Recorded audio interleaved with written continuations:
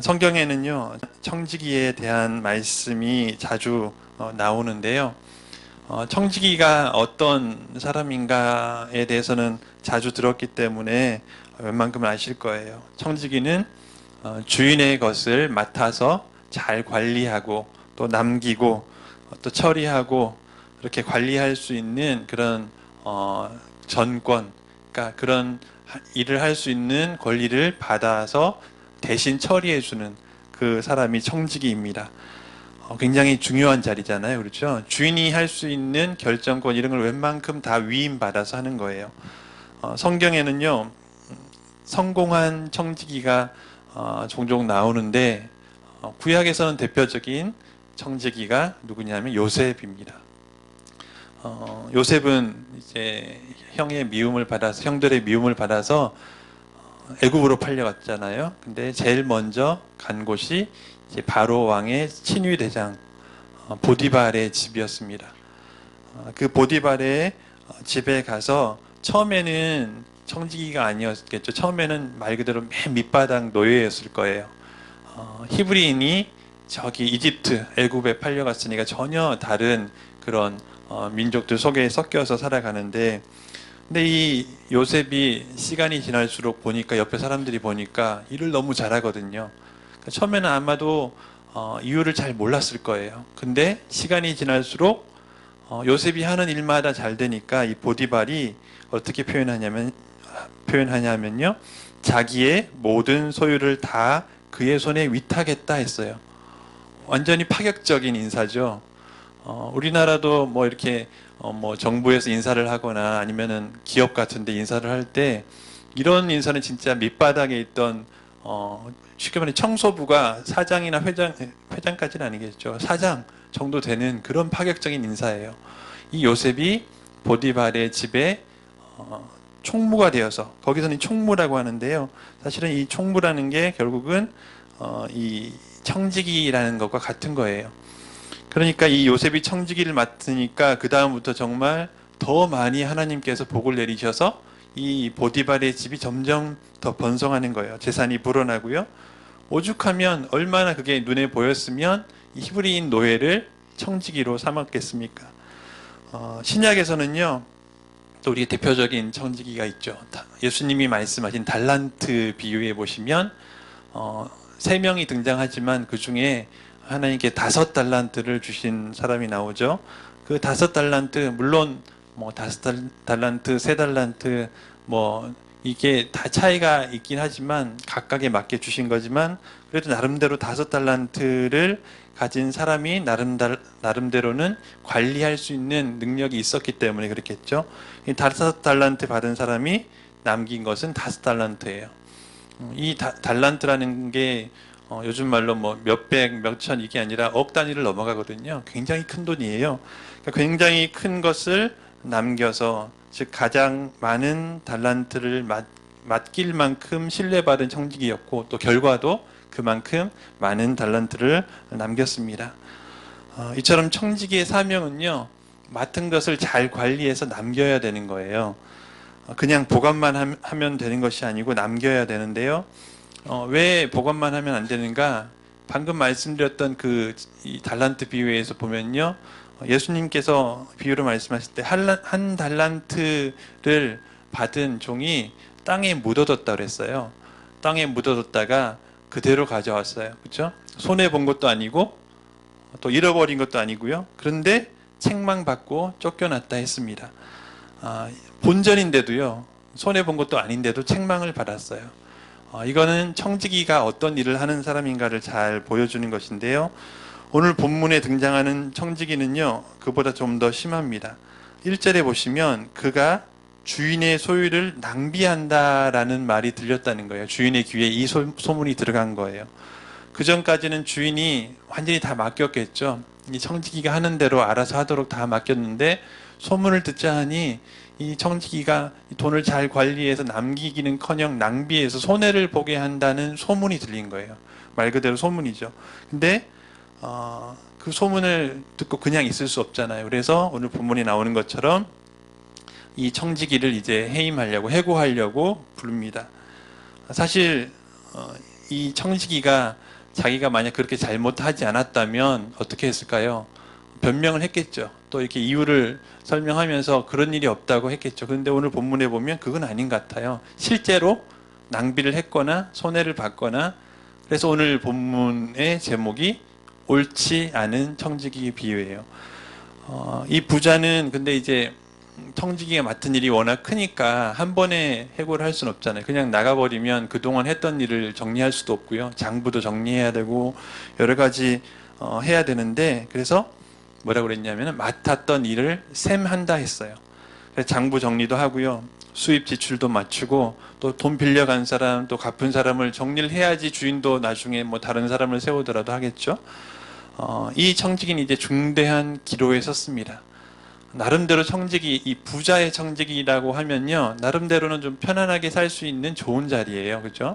이 좋은 자리에 쫓겨나면 어떻게 하겠습니까?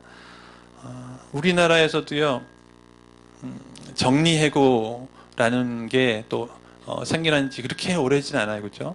그리고 또 평생 직장이라는 말이 사라진 지도 그렇게 오래되진 않았습니다. 여러분 우리가 기억하듯이 1997년 IMF 때 사실 그 전까지만 하더라도 굉장히 이제 좋은 직장 들어가면 평생 직장이고 또 이렇게 나중에 노후까지도 보장되는, 정년 노후 보장되는 그런 자리였는데, 이제 IMF 지나면서 많은 사람들이 거리로 내몰렸죠. 정리해고를 당하고, 특별히 가장들이 뭐 한 직장에서 뭐 10년, 20년, 30년 일한 분들이 나가면 뭘 하겠어요. 평생 그 일만 하고 살아왔는데, 한동안 그래서 그때 많은 가장들이 거리로 내몰렸죠. 그래서 집에다가는 출근한다 그러고 이제 몰래 이제 나와서 이제 공원이나 이런 데서 이렇게 앉아서 있는 모습들 드라마에서 많이 봤을 텐데요. 그러고 나와서 할 수 있는 게 없어요. 왜냐하면 뭐 기술은 점점 너무 빨리 발달하니까 컴퓨터 이런 거는 젊은이들 따라갈 수도 없고요. 또 일도 뭐 다른 데서 할 수 있는 일이 없는 거예요. 한 곳에서만 일하다 보니까. 그런데 그 상황이 바로 오늘 이 청지기가 처한 상황이에요. 그럼 3절 한번 보실까요? 3절 말씀 보시면은 이렇게 되어 있습니다. 청지기가 속으로 이르되 주인이 내 직분을 빼앗으니 내가 무엇을 할까? 땅을 파자니 힘이 없고 빌어먹자니 부끄럽구나. 이거예요. 나가서 일을 하려니 힘이 없고, 그러니까 일이라는 건 농사를 짓든지 막노동을 하든지 이런 일을 말하겠죠. 이런 일을 하려니 힘이 없고 또 빌어먹자니 부끄럽다. 좀 전에 말했지만요, 청지기이긴 하지만 나름대로 이 자리는 좋은 자리예요. 그죠? 회사에서 나름대로 중력에 해당되는 자리라고 보면 돼요. 그 당시 부자였기 때문에. 그러니까 빌어먹는 것도 부끄러워서 못하겠고요. 막막했겠죠. 그래서 이제 남은 시간이 얼마 남지 않았어요. 주인이 준 시간은 뭐예요? 셈할 시간. 이렇게 장부 정리하고 마무리할 시간을 줬기 때문에 이제 막 머리를 돌려야 돼요. 빨리 잔머리를 굴려서 대책을 세워야 되는 거예요. 그래서 생각하고 하다가 마침 오늘 본문에 나오는 한 가지 방법을 생각한 거죠. 4절 말씀입니다. 보시면요. 내가 할 일을 알았도다. 이렇게 하면 직분을 빼앗긴 후에 사람들이 나를 자기 집으로 영접하리라 하고 했습니다. 사실 좀 전에 말씀드렸듯이 청지기는 나가면 할 일이 없어요. 그죠? 일할 힘도 없고요. 그리고 또 뭐 빌어먹는 것도 부끄러워서 못하겠고요. 그래서 대책을 세운 것은 뭐냐면, 아직 할 수 있는 일이 뭐냐면 주인의 그 재산을 셈하는 일이 남은 거예요. 그러니까 주인의 재산을 빌려주기도 하고 이렇게 해서 이제 수입과 지출을 맞춰야 되는데 장부 정리할 기회가 남은 거죠. 그래서 바로 실행에 옮기는 내용이 5절에서 7절 말씀입니다. 5절에서 7절 말씀을 보면요, 이런 내용이 나와요. 5절 먼저 보시면 주인에게 빚진 자를 일일이 불러다가 먼저 온 자에게 이르되 내가 내 주인에게 얼마나 빚졌느냐. 6절입니다. 말하되 기름 100마리니이다. 이르되 여기 내 증서를 가지고 빨리 앉아 50이라 쓰라 하고. 7절 또 다른 이에게 이르되 너는 얼마나 빚졌느냐. 이르되 밀 100석이니이다. 이르되 여기 내 증서를 가지고 80이라 쓰라 하였는지라. 보시면 굉장히 지금 큰 일을 지금 도모하는 거잖아요. 주인의 재산인데 자기 마음대로 막 하는 거예요.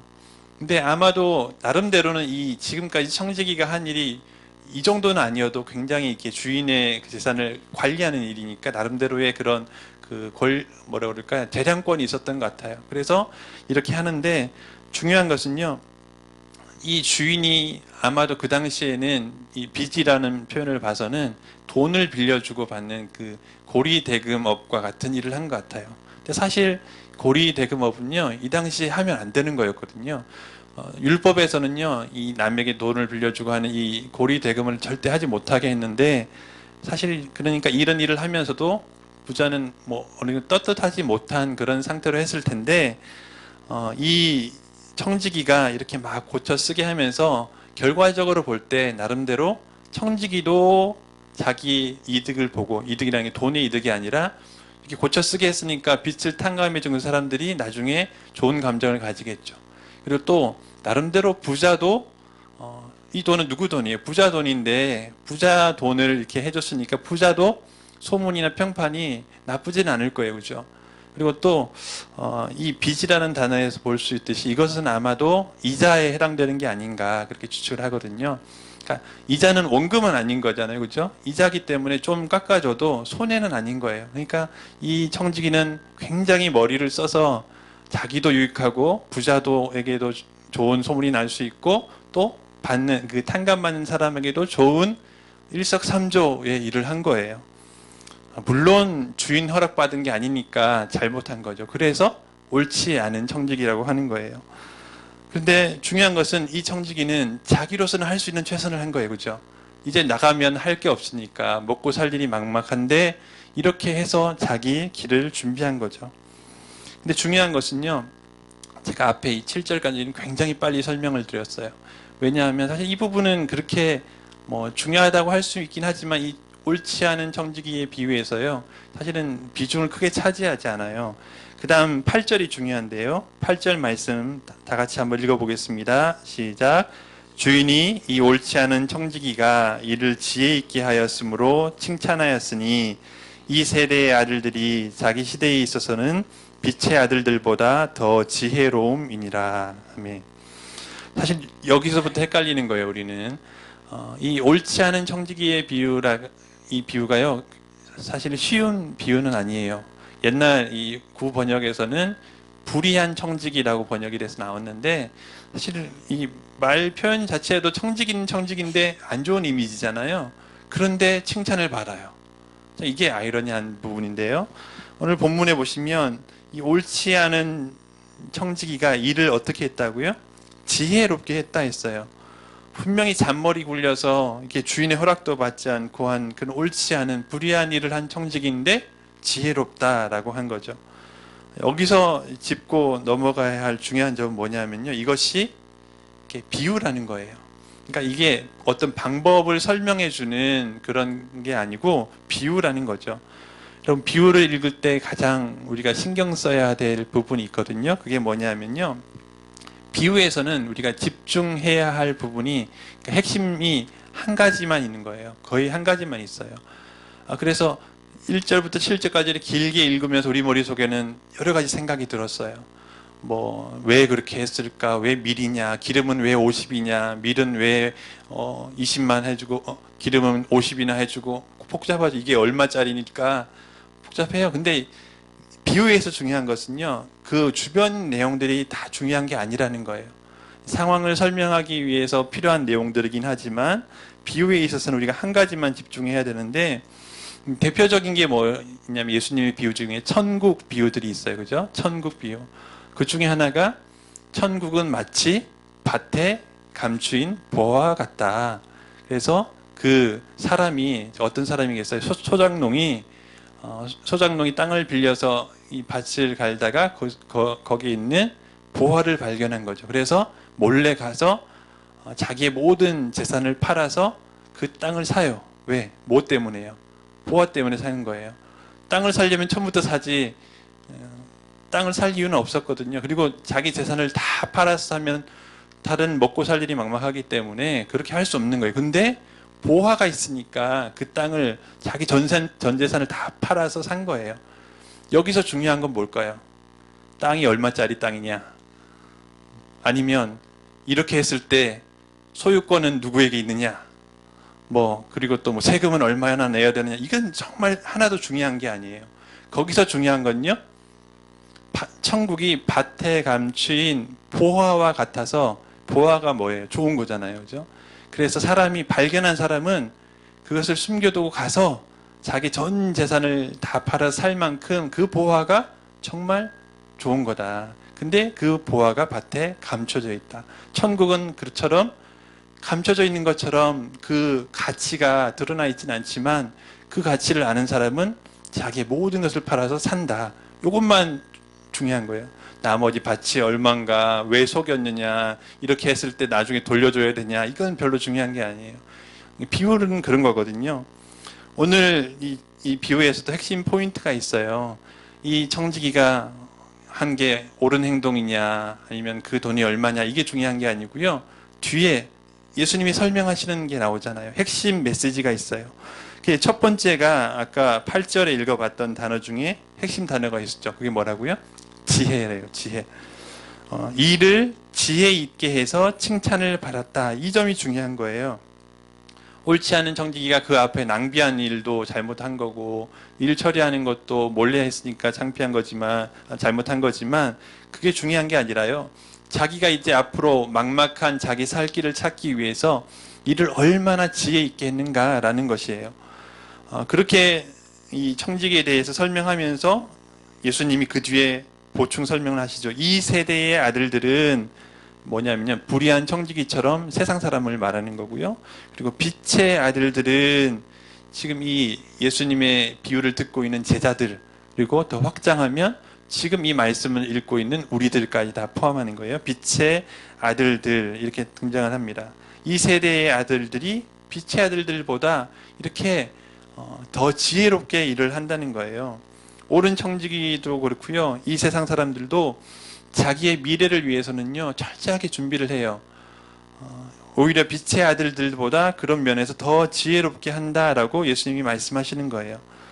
세상 사람들이 때로는 믿는 사람들보다 더 그렇게 지혜롭게 하는데요, 뒤집어서 생각하면 어떻다는 말이에요. 오히려 믿는 사람들이 그렇지 못할 때가 많다는 거예요. 여러분, 우리 신앙생활 하는 걸 돌아보면요, 사실 은혜라는 단어가 너무 좋은 단어인데 이 은혜로 다 덮고 가려는 경향들이 있어요. 예를 들면요, 신앙생활 하는 학생들, 믿는 학생들이 공부도 열심히 해야죠. 신앙생활도 열심히 해야 되지만 공부도 열심히 해야 되죠. 균형을 잘 잡아야 돼요. 우선순위를 잘 정해서. 근데 요즘은 사실은 그런 학생들이 많이 없지만 옛날만 하더라도요, 거의 교회 일주일 내내 사는 학생들이 있었어요. 물론 그러면서도 열심히 자기 공부도 하면서 잘하는 학생들이 있지만, 또 그 중에는 공부는 안 하면서 이 신앙 핑계 대면서 교회에서 살다가 학업에서 굉장히 안 좋은 결과를 얻는 경우들이 볼 수 있어요. 또 반대로 어른들도 마찬가지인데요, 우리가 사업을 할 때도요, 사업도 뭐 준비하고 연구하고 기도하면서 지혜를 얻지 않으면 안 되는데, 그냥 은혜로 하나님 대박 나게 하실 줄 믿습니다 이러면서 기도만 하는 거예요. 정말 연구하고 지혜를 구하는 걸 안 하는 거죠. 그러면서 나중에 잘 안 되면요, 하나님 탓하는 거예요. 하나님, 제가 사업 이렇게 벌려놓고 그래도 사업보다 하나님의 일을 더 많이 했는데, 물론 하나님의 일을 해야 되지만 이 벌려놓은 사업에 대해서 어떻게 해야 할지 지혜롭게 기도하면서 처리해야 되잖아요. 그러니까 무턱대고 은혜, 복만 구하면서 하는 경우가 있죠. 이게 바로 믿는 사람들이지만 이 세상 사람들보다 저 지혜롭지 못하게 하는 모습들입니다. 그것은 지혜가 아닌 것이죠. 지혜롭게 미래를 준비하는 것이 아닙니다. 그래서 빛의 아들들이지만 이 세대의 아들들보다 못한 경우들이 많다는 거예요. 그럼 반대로, 그럼 지혜가 뭘까? 이런 궁금한 점이 생기잖아요. 어떻게 하는 것이 지혜로운 걸까? 오늘 본문 9절 말씀 다 같이 한번 읽어보겠습니다. 9절입니다. 시작. 내가 너희에게 말하노니 불의의 제물로 친구를 사귀라. 그리하면 그 제물이 없어질 때에 그들이 너희를 영주할 처소로 영접하리라. 아멘. 여기 불의의 제물은 앞에 이제 그 비유를 설명했으니까 연관되는 거잖아요. 대충 감이 와요. 이 불의한 제물은 이 불의한 청지기가 이 제물을 사용해서 이 사람의 마음을 얻었던 그런 것을 설명하기 위해서 불의의 제물로 친구를 사귀라 했습니다. 그러면 어떻다고요? 제물이 없어질 때에 우리 영주할, 거할 수 있는 처소를 예비할 수 있다. 그 사람들이 친구로 사귄 그 사람들이 나를 영접할 거다, 너를 영접할 거다, 이 말이잖아요. 물론 이 말도, 이 표현들도 좀 어려워요. 그죠? 불의의 재물은 뭔지, 재물이 불의한 건지, 불의한 방법을 한 재물인지. 근데 이 구절까지만 하더라도요, 사실 앞에랑 연결되는 부분이기 때문에 연관시켜서 좀 설명을 하고 있는 거예요. 중요한 것은 여기서도요, 이게 재물, 세상의 재물을 가지고 미래를 준비해야 된다는 거예요. 재물을 가지고 없어질 재물이지만 그 재물에만 매달리지 말고 그 재물을 통해서 뭔가를 해서 사람을 얻고 무언가를 얻어서 미래를 준비해야 된다, 이런 말씀인데요. 불의한 청지기와 같이 사실 이 세상 사람들이 그런 거에는 머리가 더 잘 돌아가요. 물론 악한 방법 혹은 불의한 방법을 하기 때문에 문제겠죠. 근데 오늘 말씀을 보면요, 그 과정은 사실 잘못됐기 때문에 그 과정을 따라하라는 건 아니에요. 그런데 뭘 본받으라고요? 지혜롭게 하는 거, 이 부분을 봐야 되는 거예요. 비유의 핵심, 지혜. 하물며 빛의 아들들은 우리가 그들보다 못해서는 안 되겠죠. 그래서 오늘 본문의 말씀을 보면서 우리 청지기로 올 한 해를 섬길 텐데, 또 평생 하나님의 청지기로 살아갈 텐데 우리가 어떻게 해야 될 건가, 그 중에 대표적인 것을 재물, 물질을 어떻게 관리할 건가를 오늘 보려고 하는 것이죠. 여러분, 재물을 어떻게 혹은 물질을 어떻게 여러분 관리하십니까? 얼마나 지혜롭게 여러분 사용하십니까? 오늘 본 말씀에 보면요, 미래를 준비해야 된다고 했어요. 어떤 미래를 준비합니까? 노후 준비? 좀 노후 준비도 해야 되죠. 그런데요, 노후 준비만 해서는 안 되고요. 거기서 이제 한 단계 더 나가야 돼요. 노후도 준비해야 되고 미래를 준비해야 되지만 거기서 한 단계 더 나가서 우리에게 예비된 것은 노후 뒤에가 또 있잖아요. 그게 뭐예요? 죽음 이후예요. 우리에게 예비된 영생 혹은 천국이 예비되어 있기 때문에 여러분, 노후만 준비해서 되는 게 아니라 그 이후까지 준비해야 되는데, 그러려면 재물을 잘 사용해야 되는 거죠. 지혜롭게 사용해야 되고요. 또 정말 우리에게 유익한 방향으로 써야 되지 낭비해서는 안 되잖아요. 그래서 오늘 본문에 옳지 않은 청지기는 주인의 재물을 낭비하다가, 그 앞에까지는 잘못했어요. 그죠? 낭비하다가 쫓겨날 위기에 처했지만 지혜를 발휘해서 위기를 모면할 수 있는 방법을 찾았습니다. 재물을 지혜롭게 사용해서 칭찬도 받았고요. 그 뒤에 결과는 몰라요. 주인이 나름대로 똑똑한데, 그리고 다시 채용했을 수도 있고, 아니면 쫓겨났지만 아까 말했듯이 그 사람들, 탕감받은 사람들이 자기 집으로 돌아가면서 뭐 이렇게 재워주든지 먹여주든지 다 하겠죠. 왜냐하면 아까 그 탕감해준 금액이요, 적은 돈이 아니에요. 우리 지금 돈으로 환산하면요, 몇 천만 원, 5천만 원 이상 되는 그런 돈이거든요. 그러니까 나름대로 이 지혜롭게 준비를 한 거죠. 이처럼 재물이 참 중요한데, 근데 이 재물은요, 양면성이 있어요. 그러니까 재물 자체가 선하거나 악하거나 그러지는 않지만, 하나님께서도 복을 주실 때 보면 알잖아요. 하나님이 복을 주실 때 대부분 구약에도 보면요, 물질의 복을 제일 먼저 주셔요. 아브라함도 그렇고요, 또 욥도 그렇고요, 또 이삭도 그랬고요, 또 뭐 뒤에 나오는 솔로몬도 마찬가지, 지혜를 구했지만 부귀영화 물질까지도 주셨어요. 이처럼 사실 이 물질은요, 재물은요, 선하고 악하고 그런 게 아니라 그것을 어떻게 쓰느냐, 사용하느냐에 달려 있습니다. 그래서 아마도 이런 생각하시는 분들이 많을 거예요. 하나님, 저에게 물질의 복을 허락하시면 제가 정말 잘할게요. 그렇죠? 한 번씩은 생각해 보셨을 텐데요. 앞에서 말했던 아브라함처럼, 욥처럼, 솔로몬처럼 저에게 주시기만 하면 제가 정말 잘 쓸게요. 그러면 하나님께서 말씀하시겠죠. 우리 귀에 들리지 않겠지만, 정말? 정말 그럴 수 있겠니? 왜 그렇게 물으실까요? 우리를 너무 잘 하시거든요. 정말 그럴 수 있을지 의문이라는 거예요. 왜냐하면 우리 근본이, 속성이 이 물질에 대해서 그러지 못하거든요. 뒷부분에서 그걸 다룰 거예요. 우리는 고백을 하죠. 저는 주님의 것입니다. 주님이라고 부르니까, 주인이 예수님이고 하나님이니까 저는 주님의 것입니다. 제 마음도 주님의 것입니다. 근데 돈은 제 마음대로 쓸게요. 이게 우리의 속 마음인 거예요. 겉으로는 말하지 않겠지만요, 우리의 마음이 그렇게 움직이는 거예요. 하나님은 주님이시고 주인이신데 쓰는 것은 내 마음대로 쓰겠다는 거예요. 우리 마음 깊숙이 자리 잡은 이 물질에 대한 욕심, 이런 것들이 자리 잡고 있어서요, 정말 그런 거예요. 그래서 오늘 본문에 나오는 이 재물이라는 단어가요, 이 원래 원어로는 만몬, 이 만모니즘이라고 들어보셨죠? 돈이 우상이 되는 거예요. 재물이 우상이 되는 거죠. 재물을 잘못 관리하면요, 이 돈이 우상이 되고 또 재물이 주인이 되는 거예요. 하나님이 주인이 아니라 재물이, 물질이 주인이 되는 거예요. 그래서 사실 이 재물을 많이 우리가 받는다는 것은요, 그만큼 위험한 거기도 한 거예요. 우리가 준비되어 있지 못하면. 오죽하면 예수님께서도요, 부자가 천국에 들어가는 것이 낙타가 바늘길 통과하는 것보다 어렵다고 했겠습니까? 부자가 그만큼 어려운 거예요. 근데 그렇다고 해서 아브라함은 뭐고 이삭은 뭐고 욥은 뭐고, 그럼 뭐냐? 왜? 그것을 잘 관리할 수 있는, 청지기로서 관리할 수 있는 준비가 되어 있는 자에게 하나님께서 주시는 거죠. 그래서 오늘 본문의 1절에서 8절까지는 옳지 않은 청지기의 비유가 나왔고요. 9절 좀 전에 읽었죠. 9절은 거기에 대해서 짤막하게 예수님께서 이 재물을 사용해서 친구를 어떻게 사귈 건가, 미래를 준비를 어떻게 할 건가를 설명했고요. 그 다음이 중요해요. 2차 해설 10절에서 13절까지가 그 뒤에 나오는데요. 사실 여기까지 읽어야지 이 옳지 않은 청지기의 비유를 100% 이해할 수 있는 그 정도가 되는 거죠. 앞에서 중요한 핵심이 뭐라고 그랬습니까? 핵심 단어? 뭐라고요? 지혜였죠. 그럼 이 뒷부분에서는 뭔지 한번 보시기 바랍니다. 10절에서 11절, 10절, 11절을 다시 한번 같이 읽어보겠습니다. 시작. 지극히 작은 것에 충성된 자는 큰 것에도 충성되고 지극히 작은 것에 불의한 자는 큰 것에도 불의하니라.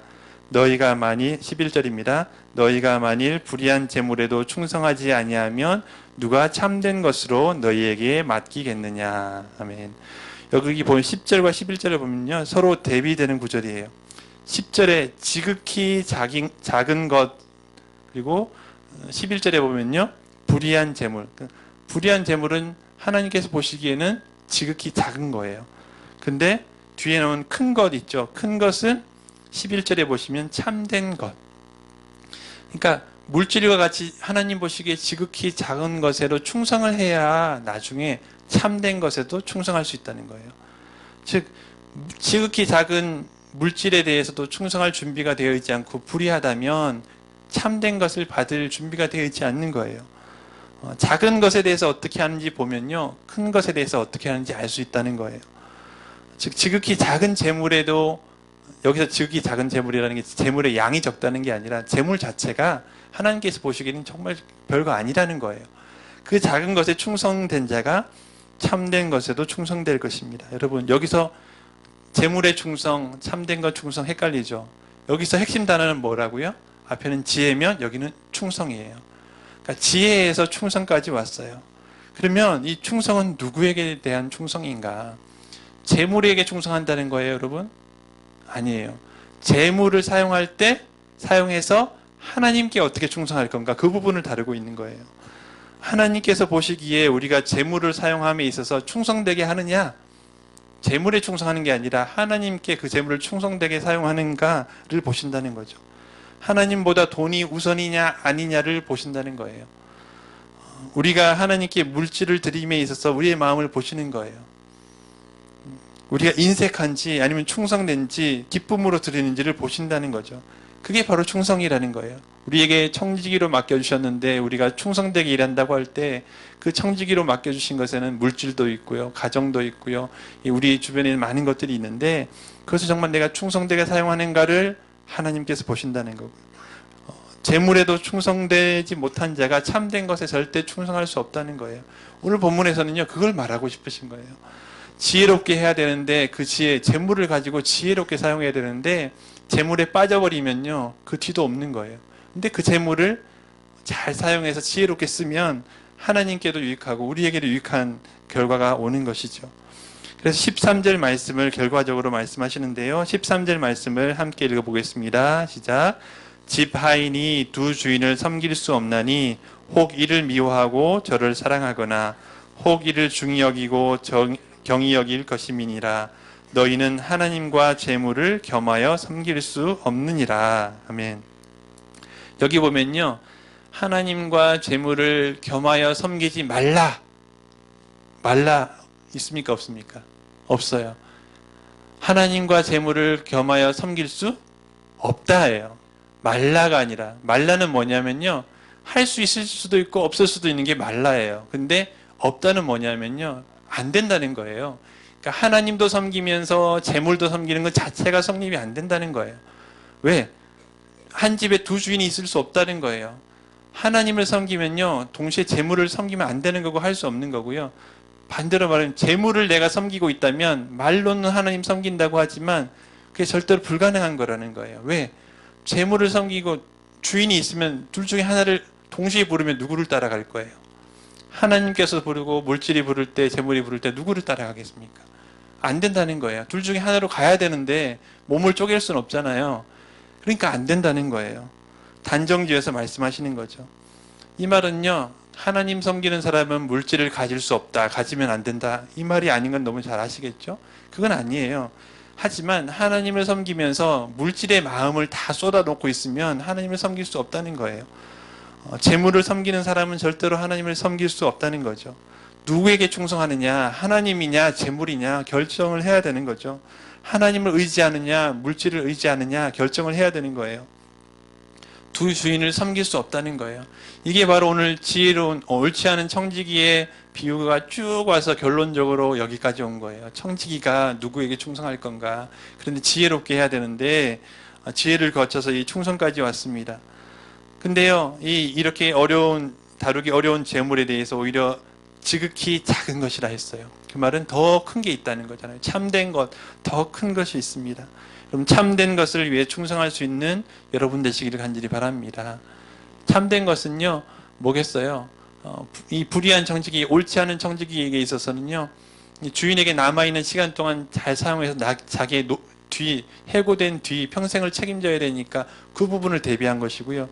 우리에게 있어서는 지극히 작은 재물이든 하나님께서 주신 것에 충성해서 하나님께서 주실 더 좋은 것, 영생과 천국 복락, 이 땅에 사는 동안 하나님이 주실 은혜들을 얻는 것이죠. 그래서 우리가 지극히 작은 것에 충성하는 것이 왜 중요한가? 오늘 본문에 다 나왔잖아요. 지혜롭게 그 물질, 재물에 대해서 지혜롭게 지극히 작은 것이라도 충성할 때에 하나님께서 더 큰 것을 맡겨주시는 줄 믿습니다. 그릇이 되어야지 하나님께서 더 큰 은혜를 부어주시는 거예요. 여러분, 재물로 충성하려면 어떻게 해야 됩니까, 여러분? 재물로 충성하는 걸 보려면 가장 먼저 보이는 게요, 드리는 삶이에요. 하나님께 드리는 삶, 또 이웃을 섬기는 삶, 이게 바로 드리는 삶인데, 여기서 우리의 마음, 재물로 하나님께 충성하는지 아니면 우리가 재물에 충성하는지 다 보이는 거예요.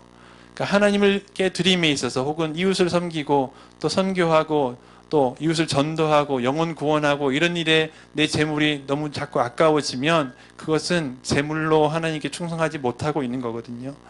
여러분, 불의의 재물로 친구를 사귀라고 하셨습니다. 사람의 마음을 사는 것을 얘기하는 것인데요. 어떻게 지혜롭게 하라고 그랬어요. 여러분, 우리의 미래를 준비하는 것 중에 가장 큰 부분 중에 하나가 우리의 영혼 구원이에요. 하나님께서 나중에 물으신다고 하셨어요. 하나님께 지상 명령을 주셨는데 우리에게 물으실 때, 우리가 대답할 때 우리가 무엇을 했다고 하겠습니까? 영혼 구원을 우리가 얼마나 했는가. 근데 영혼 구원이라는 것이 물론 말로 복음을 전하는 것도 있지만요, 거기에도 다 이 재물, 물질이 들어가는 거예요. 전도하는 일에, 또 사람 살리는 일에, 또 선교하는 일에 우리의 물질과 재물을 잘 지혜롭게 사용할 때 하나님께서 우리에게 더 큰 것으로 맡겨주시는 줄 믿습니다. 여러분, 재물이 없어지는 때가 온다고 했어요.